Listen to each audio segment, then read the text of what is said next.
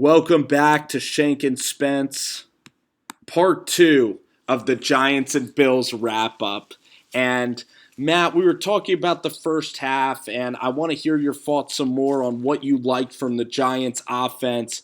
I mean, a lot of quick slants from Eli Manning, and just talk about what improved on the offensive side of the ball in this Buffalo Bills game. Well, what I definitely saw was I did see a lot of those two key throws to I'm trying to think of those names. Randall and Harris. Randall and Dwayne Harris there was definitely great for them to step up in absence of Victor Cruz. I mean, definitely a good sign to see. You definitely want to see some good depth at the wide receiver position, and I mean, you gotta give a cap off to he made that great non-catch out of the going off balance, making the play. He's got like a hands of glue, man. It's just like you can throw anything his way and he could just catch anything. And I just see that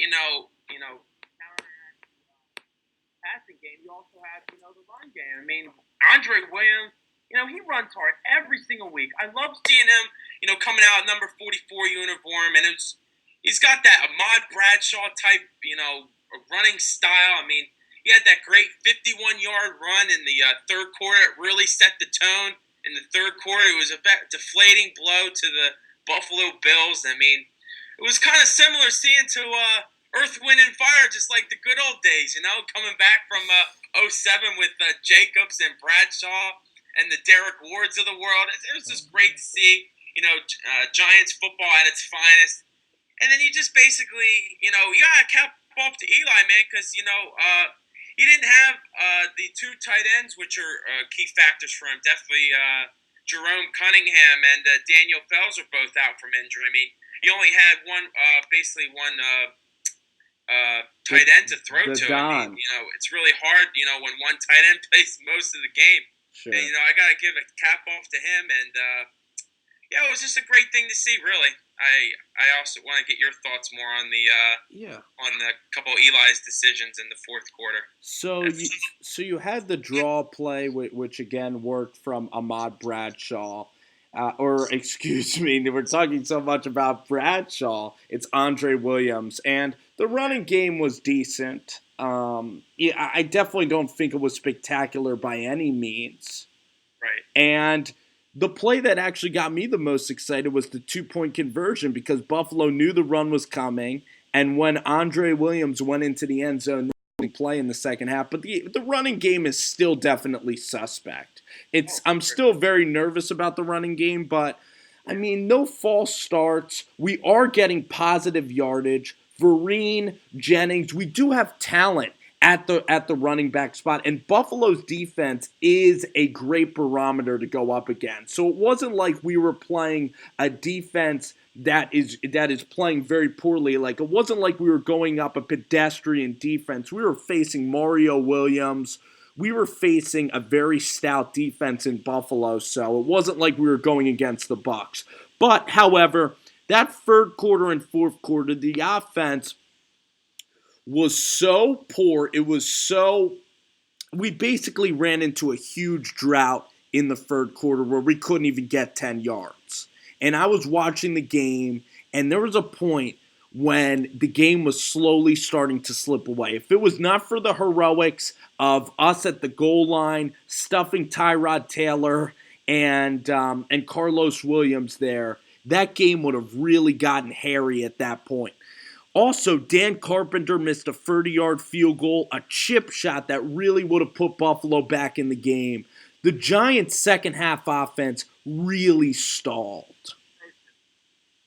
Absolutely atrocious in the second half. I was so disgusted watching the game. I was tortured watching them, especially with all these penalties. The referees call now. It's like torture to watch the NFL game now. Very hard to watch.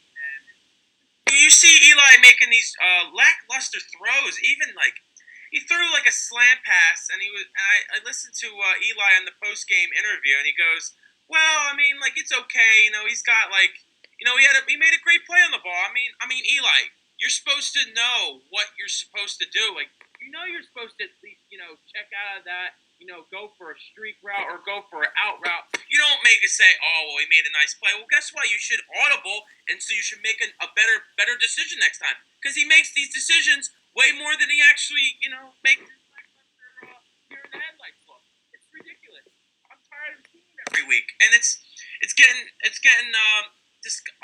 very tiring to see this inconsistent offense always, making these stupid decisions every week from Eli. It's very frustrating to see. I mean, we do great for certain times and we just stall. And you can also see, in the first half, I mean, as they were saying, they were going from a quick pass to a running style, which I really applauded them because they scored in first quarter because, that basically just opened up the pass game. And that was a great thing to see. And, then the third quarter, they just, threw out the said, oh, let's just keep doing, running it down their throats. And, Eli making these bad throws. And it was, they just got to get better chemistry. They got to get on the same page. And Eli's have to just step up and be a man and make better decisions. Something that's really upsetting is that you look at the Giants and it just seems like a Chinese fire drill every snap with Eli. It seems like we're on the verge of getting a delay of game. A disastrous timeout is always wasted. We just seem totally out of sync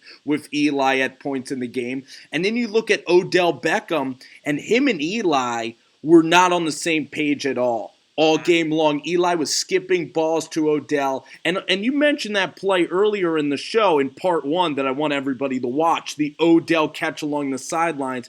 And I was watching with fans of other teams, not Giants fans, and they're like, Odell Beckham, you guys are so lucky to have him. But it's kind of upsetting because he's so underutilized in this offensive scheme. We're not using this gift that we have.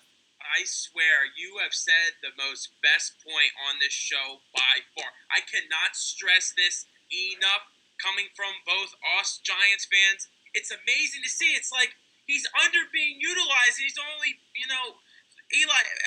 It's aggravating. It really is. Eli was like a Tom Brady or Aaron Rodgers. Odell Beckham would have all these great stats. Oh, my God. He'd be having this 1,500-yard receiving seasons.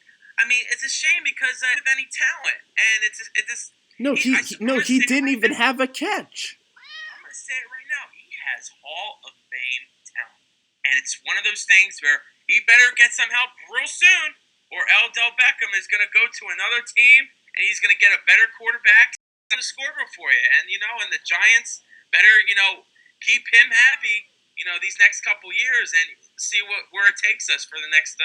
I'm gonna kind of say a little bit of a controversial statement on Odell, actually. And I've looked at Odell, and everybody makes the catch, everybody outside of New York makes that catch against Dallas, and it was an incredible play that will go down in the mystique, that will go down, in Canton, Ohio, as one of the best catches that you'll ever see. Unfortunately, though, Odell all summer, he's been pepped up by everybody. Every fan, he is kind of the face of football now. He's on the Madden cover, and it's just hard to, go to practice every day and continue to work hard when, you have all these accolades at such a young age. And I just want to see Odell be known now as a guy that catches 10 passes instead of having these rare, ridiculous occurrences. And a jump off of that, I mean, even on the field as well. I mean, he had he just got fined for $9,000 for, allegedly punching these Bills teammates before the game. And it's one of those things that's you got to be acting more mature for, a young, promising wide receiver. And Buffalo is going to push your buttons probably more than any other team he will face this year. So it also has to do with them, but yes. Well, yeah, because it's Rex Ryan. They're the undisciplinary team every week that they come out with. But it's just one of those things where you got to get your stuff right, and it's Odell needs to focus more on football and not worry about all these accolades. And he's on the Madden cover. He's got the swagger. He made the great catch. They hyped him up in the preseason.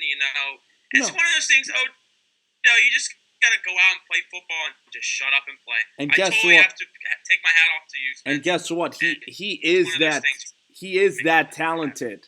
You're absolutely right. He's a freak athlete. I think the Giants need to throw screens to Odell, and they need to take shots with Odell. So you need to get the versus just getting him the ball the most often and getting him engaged. No matter what, man, I just totally agree with you on that. But you look at the second half. I want to talk about the second half because we hit on Odell and how frustrating it is, that we have such a talent back there and the Giants don't put the ball in his hands. But the second half, the Giants' play calling was very predictable. We would run the ball maybe a couple of times. We kind of played not to lose. We didn't take any risks. And even the Giants, when they have a strong possession, even when the Giants have a picture-perfect possession where we go 10 plays, we're getting first downs and we're rolling, it seems like when we hit the 30-yard line, we hit a wall. And it always seems like we can't finish drives.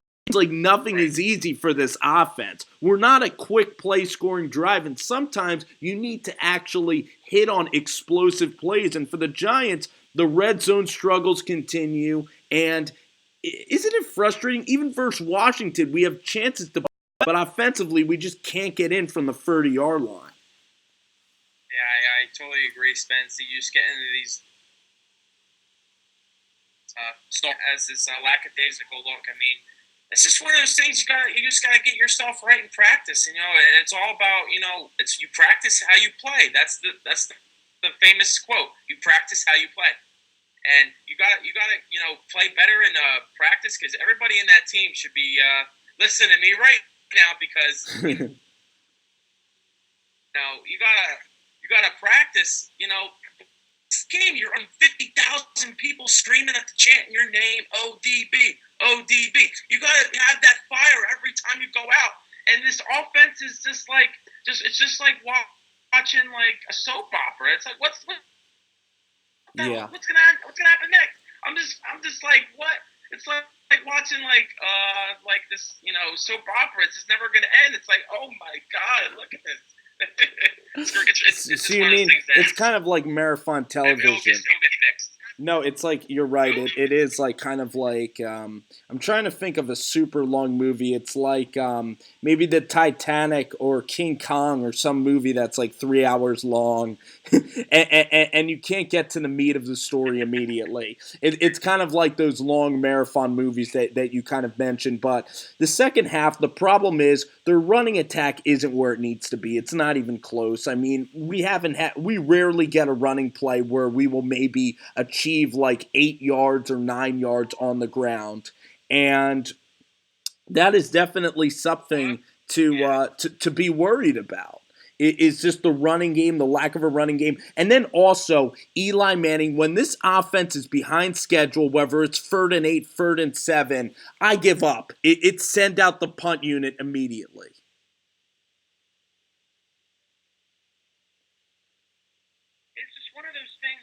Have to watch and see, Eric Flowers, he's coming off injury and playing hard to see, and like just watching everything else is like on the offense